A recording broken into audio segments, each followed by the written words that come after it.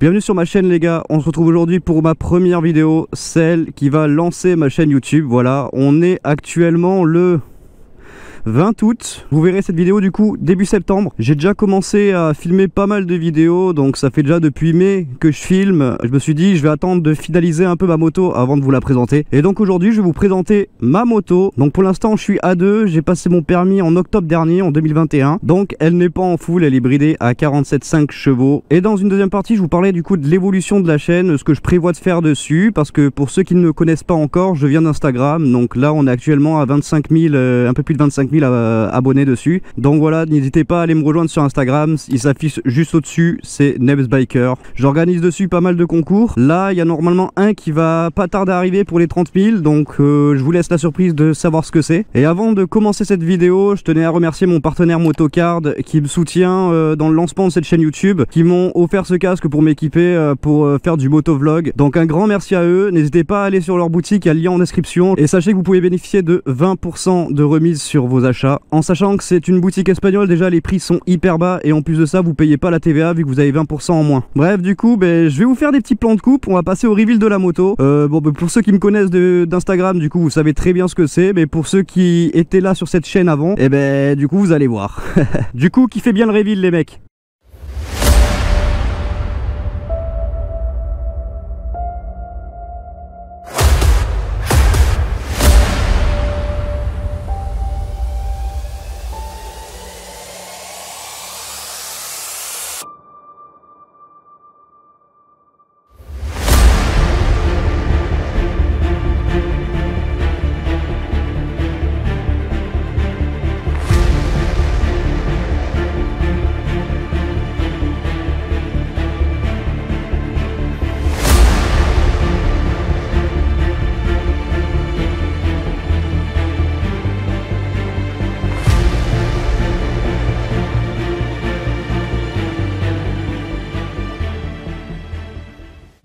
Et voilà le magnifique bébé. Bon, j'ouvre un peu ma visière parce que je transpire comme un gros porc. Voilà cette magnifique CB 650R, donc qui est bridée A2 actuellement. Donc je vais vous parler des petites modifs que j'ai fait effectuer dessus, parce que forcément elle n'est pas d'origine. Je ne garde jamais une moto d'origine. Par quoi je vais commencer? Bon, déjà je vais commencer par les premières modifications qui ont été faites par Honda. Donc à savoir que quand j'ai pris cette moto, elle était d'origine et que j'ai fait rajouter par le concessionnaire plusieurs choses déjà en premier lieu. Donc j'ai commencé avec le pack sport. Donc ça comprend ces deux petits autocollants là, le capot de selle parce qu'on peut avoir également un support, enfin une selle passagère quoi. J'ai fait rajouter également, alors hop, le petit shifter du coup, le shifter juste en up, et qui est très efficace sur un 4 cylindres. Franchement, si vous avez un 4 cylindres, essayez de mettre un shifter, vous allez voir, c'est vraiment agréable. Et rien que sans parler du bruit quoi, déjà c'est vraiment ultra agréable. Et après le bruit quand tu passes les rapports, de toute façon dans tous les cas c'est incroyable. Et ensuite je leur ai demandé de me rajouter cette petite ligne Akrapovic full titanium. Donc je ne suis pas sûr qu'elle soit homologuée. Eux me l'ont vendue en me disant qu'elle était homologuée, mais quand je regarde sur internet elle n'est pas du tout homologuée. Donc faut pas trop que je me fasse cramer par les agents de la police nationale. Donc ensuite ah oui, et aussi le support de plaque, parce que sinon vous avez un gros support qui est comme ça et vraiment c'est dégueulasse. Donc j'ai flashé sur le support de plaque déporté, je trouve qu'il lui rajoute vraiment une gueule magnifique. Et voilà ce que Honda a fait dessus. Ensuite, moi j'ai commencé par déjà changer les rétroviseurs, parce que les petits rétroviseurs, voilà, donc ça, bon, c'est ces petits embouts AliExpress pour cacher les rétroviseurs d'origine qui viennent ici. Et donc j'ai pris des Highsider, je crois que c'est ça, Highsider Montana 2, il me semble, ou Highside, c'est Highside ou non, c'est Highsider Montana 2, voilà. Et donc sachez que si vous voulez ces rétroviseurs là, il faut acheter des petits embouts de guidon, parce que les embouts de guidon d'origine, les rétroviseurs ne se montent pas dessus. Ensuite, bon là pareil, les deux caches. J'ai pris également ce petit capot là de liquide de frein, parce que je n'avais pas cette petite plaque noire, je voulais un petit truc avec un peu de gris pour avoir des petits rappels de gris, vu qu'on a du gris là, on a du gris un peu partout quoi. Voilà, ensuite du coup les petits leviers qui ont été pris chez AliExpress. Alors je me suis dit bon, je vais les changer, j'aime pas ceux d'origine parce qu'ils sont vraiment longs et je trouve pas ça joli. Je me suis dit je vais tester AliExpress. Bah écoutez, ça fait quasiment un an que je les ai, ils ont pas bougé. Donc bah je les ai pas payés si cher que ça. Donc après vous voyez il y a un petit peu de jeu. Mais ça je crois que même sur les Puig c'est pareil, vous avez du jeu en fait, parce que c'est le système de réglage en fait qui fait que du coup il y a du jeu. Mais en soi j'ai pas de problème avec, donc j'ai eu aucun souci, il y en a aucun qui m'a lâché. Donc après je pense que si je tombe, bon ben ça risque un peu de faire la gueule, mais bon je pense qu'il y aura pas que ça si je tombe qui fera la gueule. Ensuite j'ai mis des petits top blocs de chez AliExpress également. Voilà, je crois que c'est les 3 ou 4 petits trucs que j'ai pris chez AliExpress. Les top blocs, les leviers et les petits caches comme ça ici là. Ça c'est les seules choses que j'ai pris chez AliExpress, parce que je me suis dit je vais pas foutre 100 balles dans un truc qui servira juste à retenir la moto, en sachant que c'est fabriqué en Chine. Et du coup ceux-là pareil, ça fait quasiment un an que je les ai, ils ont pas bougé. Donc écoutez, si jamais ça vous intéresse, n'hésitez pas à les prendre. Ensuite un petit moucheron dégueulasse. Qu'est-ce que j'ai rajouté dessus? Du coup j'ai également changé le phare arrière qui à la base est tout rouge, pas joli, et vous allez voir que quand je vais l'allumer ça sera carrément plus joli. Tac, regardez-moi ça, c'est quand même beaucoup plus joli que le phare d'origine qui est vraiment tout rouge en fait. Et puis après quand on vient freiner en fait, vous avez le est-ce que je vais y arriver à vous montrer en même temps? Voilà, vous avez juste ça qui s'allume. Et après j'ai quand même les clignots qui sont en dehors, donc c'est homologué. Juste le feu est un peu teinté, donc il risque de casser les bonbons un peu, mais en soi on voit très bien. Donc bon, pour un feu teinté on le voit très bien. Ensuite j'ai rajouté des petits stickers, bon ça on s'en fout, c'est des petits stickers, voilà, bref. Le petit support Quadlock qui a été envoyé par mon partenaire du coup Quadlock, et du coup qui fait extrêmement bien le taf. Je suis très content parce que j'avais une autre marque avant, je vais pas dire la marque parce que je vais pas leur cracher dessus. Le support a cassé au bout de 1 mois et demi en fait. Il y a la petite fixation qui était là en fait, c'est fissuré, et du coup je l'ai enlevé parce que ça ne pouvait plus tenir le téléphone. Donc j'ai pas demandé de partenariat avec eux, j'ai préféré choisir Quadlock. À savoir qu'ils m'ont également envoyé aussi le chargeur. Donc ici j'ai le petit câble USB que j'accroche là en attendant quoi, et j'ai juste à mettre un petit coup de clé ici, j'enlève juste cette partie là et je pose mon chargeur, je le plug et puis c'est bon, mon chargeur est relié directement dans le coffre. Donc ça pareil, nickel vraiment. Ensuite j'ai Motoism qui est une marque allemande qui m'a envoyé ce magnifique saut de vent qui fait extrêmement bien le taf les amis. Franchement il est plus petit que celui d'Honda, parce que celui d'Honda il me semble qu'il monte un peu plus, et moi je voulais pas un gros je voulais vraiment un truc discret, et puis pareil le gris machin, je voulais vraiment un truc noir discret etc. Je préférais quoi. Ils m'ont envoyé ce petit support là qui fait extrêmement bien le taf, et si ça vous intéresse, pour ceux qui ont une CB, j'ai un code promo, c'est NEBS-10 si je dis pas de bêtises, et normalement c'est ça, et ça vous permet d'avoir 10% de remise sur leur boutique. Donc vous avez le lien en description pareil. Ensuite et d'ailleurs je vous ai pas dit que dans le pack sport j'avais le petit sabot moteur aussi qui était dedans, parce que sinon il n'y a pas de sabot de moteur, c'est pas d'origine forcément. Ensuite cette petite grille de radiateur, donc hop, que je me casse pas la gueule, qui a été faite sur mesure, vous voyez, mon pseudo qui est là. Donc c'est moi qui ai choisi les motifs, là le motif nid d'abeille, et c'est un espagnol qui me l'a fait sur mesure.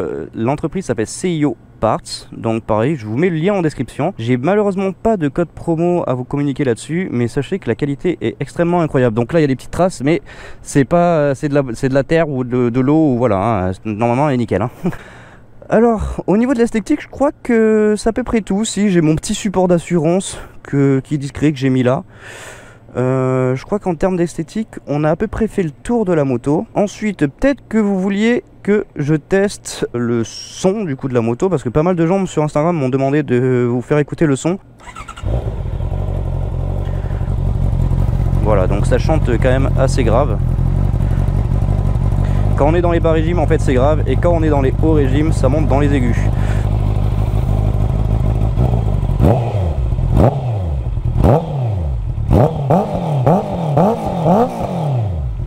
Voilà, ça chante quand même pas mal. Je vais pas faire trop de bruit parce qu'on est quand même dans une zone commerciale, j'ai pas envie de ramener la police. La ligne est vraiment belle, moi perso j'aime bien les lignes courtes sur les types de roster comme ça, j'aime pas quand ça remonte. Je trouve ça que ça fait un peu trop moto sportive en fait quand ça remonte. Je préfère les lignes courtes sur les roadsters, donc c'est pour ça que je voulais absolument une ligne courte, et cette ligne là est vraiment magnifique. Je sais qu'ils la font en homologué avec l'embout qui est en carbone, qui est très joli aussi. Vous avez automatiquement les clignotants qui restent allumés en orange, et puis vous avez le phare qui est allumé, donc ici vous avez les pleins phares. Voilà, appel de phare, plein phare, appel de phare, plein phare. Clignotant. Clignotant, clignote. L'autre reste allumé, lui clignote. On a les warnings juste ici, le petit bouton warning avec le petit triangle. On a le klaxon, le coupe-circuit, l'allumage, enfin le bouton de démarrage, on va dire. En termes de voyants, bon, on peut modifier les trips, etc. Donc là ici vous avez les trips, traction control qui est désactivable juste ici, et vous avez le bouton qui se met là comme quoi il est désactivé. On peut le désactiver en roulant. Le neutre, la réserve, hein, si on est en réserve, l'ABS, clignotant, plein phare, et ici ce petit bouton c'est voyant moteur. Rapport engagé, jauge d'essence, tour minute. Ici on a la consommation, le nombre total de kilomètres que j'ai fait, donc j'en ai pas fait beaucoup. Pour l'instant j'ai fait 4000 bornes en un peu moins d'un an. J'ai pas pu en profiter comme je voulais, mais j'ai quand même fait un petit road trip, donc je suis content. Ouais, l'année prochaine on en fera plus de toute façon dans tous les cas. Sincèrement je pense que c'est à peu près tout ce que j'ai à vous montrer. Ah bah si, regardez, mon petit Batman. Voilà, petit cache que j'ai acheté sur Amazon. Les clés ressemblent à ça, voilà. Peut-être que vous voulez que je vous montre le coffre. Allez, c'est parti, on va vous monter le coffre. Donc voilà, un petit tour à gauche. Tac. On enlève. Et voilà le coffre. Donc oui, sur les nouvelles CB, c'est en bas. Avant, c'était en haut, je crois. Et là, ils l'ont mis en bas. C'est un peu plus joli, je trouve. Donc bon, gilet jaune. Cadenas. Nous avons ici le petit, la petite batterie de chargeur de quad lock qui est reliée directement à la batterie dessous. Le petit gilet jaune. Pas content, pas content. Allez. Tac. Et voilà. Ça se remet, ça s'enlève facilement. Donc écoutez, je pense que au niveau de la moto, j'ai à peu près tout fait. Je vais vous amener rouler et puis on va parler de la chaîne, hein. Comme ça au moins ça sera une pierre deux coups de fête. Ça m'évitera de faire une deuxième vidéo juste pour parler de la chaîne. Voilà, donc je pense qu'on se retrouve direct avec la moto. Moi je vais juste éteindre mon matos qui filme et le remettre dans mon sac à dos, et puis on est parti les amis. Bon, du coup je me suis rendu compte que je vous avais pas donné le ressenti sur la moto. Sachez que c'est une très bonne moto. Par rapport à un bicylindre, on est vraiment beaucoup plus en confiance parce qu'on se fait pas trop forcément surprendre par l'accélération. Donc du coup je ne peux que conseiller cette moto pour débuter quoi. La partie cycle est vraiment son point fort. Vraiment en fait on l'amène où on veut, c'est un véritable vélo. Quand on est jeune permis et qu'on fait des erreurs de trajectoire, forcément parce qu'on n'a pas forcément l'expérience des courbes, etc. On vous apprend pas forcément à prendre des courbes au permis. Sincèrement, c'est une moto qui se veut hyper rassurante et clairement, on est en confiance dessus. Ça m'est déjà arrivé plusieurs fois de me faire surprendre par des virages un peu trop serrés et franchement, tu tournes la tête, tu penches, elle suit quoi. Donc on a un châssis qui est très souple, le moteur est très souple aussi. On a une très belle sonorité au niveau du moteur. Forcément un 4 cylindres, c'est vraiment la sonorité qui joue quoi. On est dans les graves en bas et dès qu'on commence à tartiner un peu plus,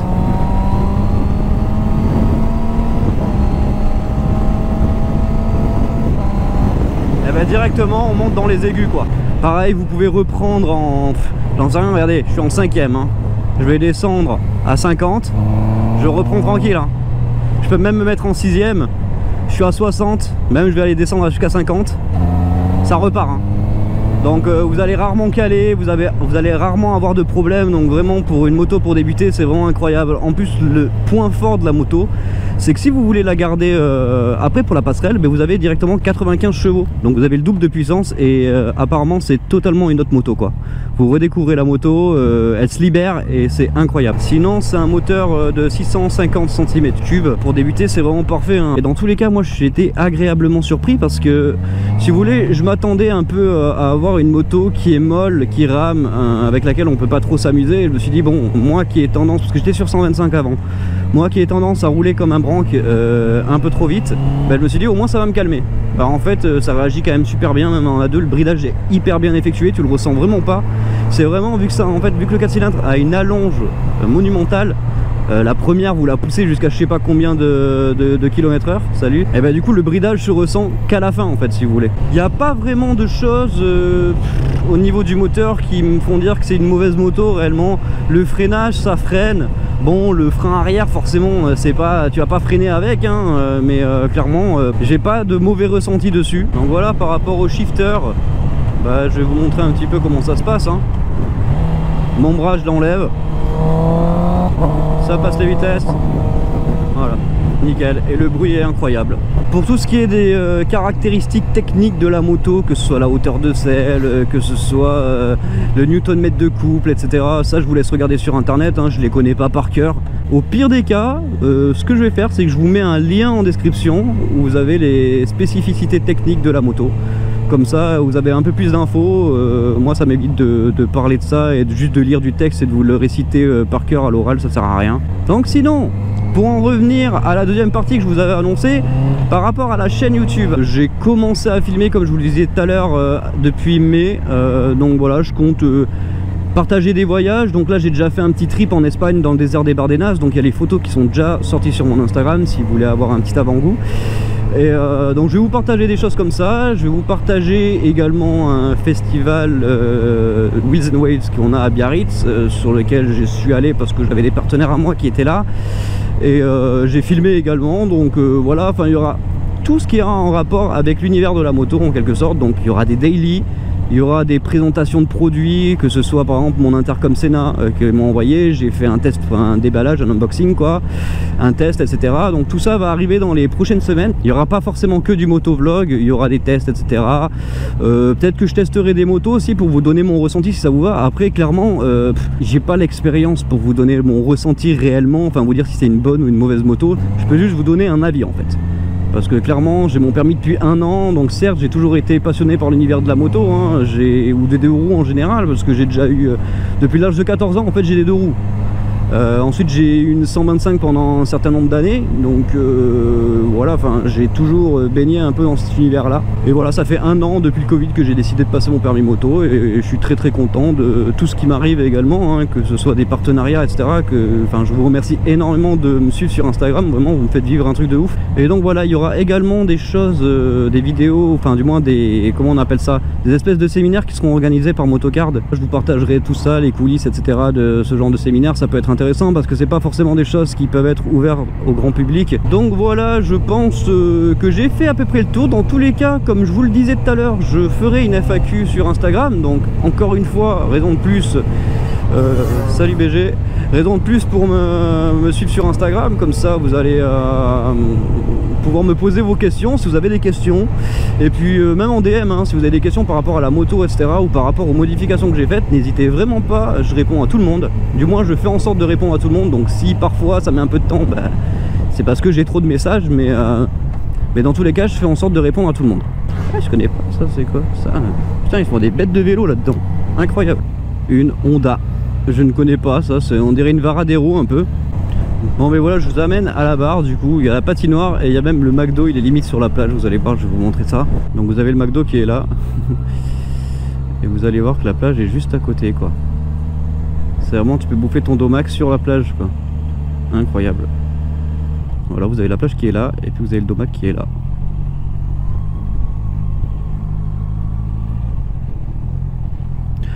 Bon mais voilà, hein, quoi de mieux que de vous amener devant les vagues pour finir la vidéo avec tous les touristes parce qu'on est en plein mois d'août. Bon en tout cas j'espère que cette vidéo vous aura plu et puis on se retrouve du coup dans 2 semaines je pense, parce que je vais essayer de sortir des vidéos toutes les 2 semaines.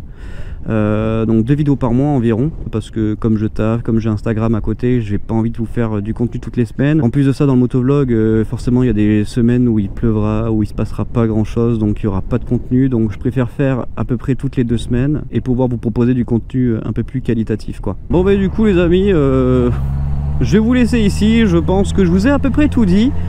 On se retrouve du coup dans 2 semaines pour une nouvelle vidéo. C'était Nebs, c'était un plaisir. N'hésitez pas à liker, commenter et vous abonner.